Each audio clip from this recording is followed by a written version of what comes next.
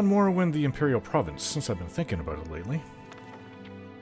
After the conquest of Hammerfell, Imperial legions massed along the northeastern borders of Cyrodiil, and invasion fleets prepared in Skyrim.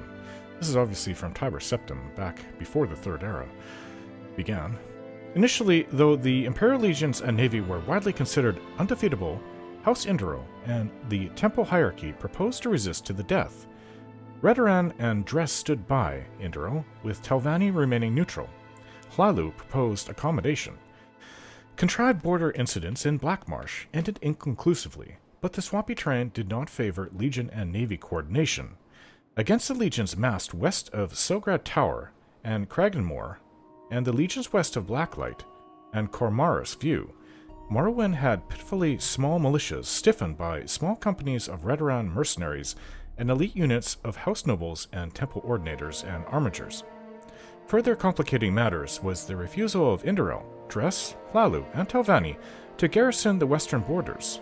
Indral and Dress proposed, rather than defend the western borders, instead to withdraw to the interior and fight a guerrilla war. With Hlalu advocating accommodation and Telvanni remaining neutral, Redoran therefore faced the prospect of standing alone against the Empire.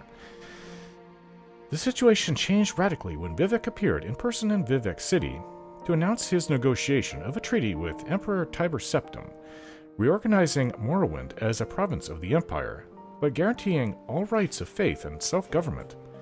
A shocked temple hierarchy, which apparently had not been consulted, greeted the announcement with awkward silence.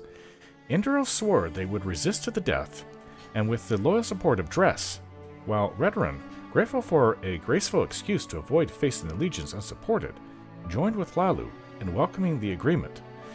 Telvanni, seeing which way the wind blew, joined with Hlalu and Redoran in supporting the treaty.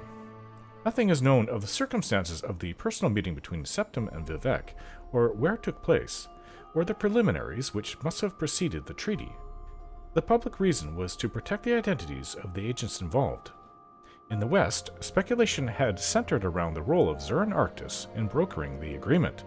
In the East, rumors suggest that Vivec offered Numendium to aid in the conquest of the Altmer and Somerset Isle in return for significant concessions to preserve self-rule, house traditions, and religious practices in Morrowind. The Lord High Counselor of the Grand Council and Indral refused to accept the treaty and refused to step down. He was assassinated and replaced by a Hlalu. House Hlalu took the opportunity to settle some old scores with House Indral, and a number of local councils changed hands in bloody coups. More blood was shed in these inter-house struggles than against the Imperial legions during Morrowind's transition from an independent nation to a province of the Empire. The generals of the legions had dreaded an invasion of Morrowind. The Dunmer were widely regarded as the most dreadful and fanatic foes. Further inspired by their temple and clan traditions, the generals had not grasped the political weakness of Morrowind, which Emperor Tiber Septim recognized and exploited.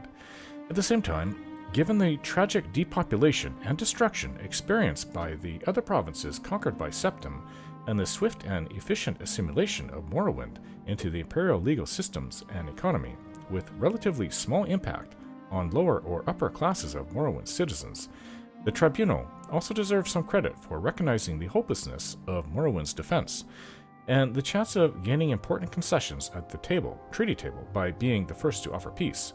Is that the religion or is that the three gods? Quite often it's synonymous. By contrast, many Indral nobles chose to commit suicide rather than submit to the Empire, with the result that the house was significantly weakened during the period of transition, guaranteeing that they would lose much of their influence and power to House Hlalu, whose influence and power was waxing with its enthusiastic accommodation with the Empire. The temple hierarchy more skillfully managed their loss of face, remaining aloof from political struggles and earning the goodwill of the people by concentrating on their economic, educational, and spiritual welfare.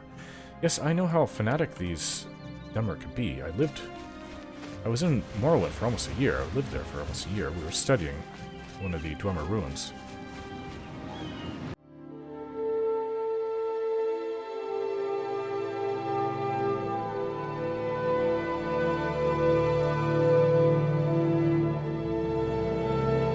Don't forget to like, share, and subscribe.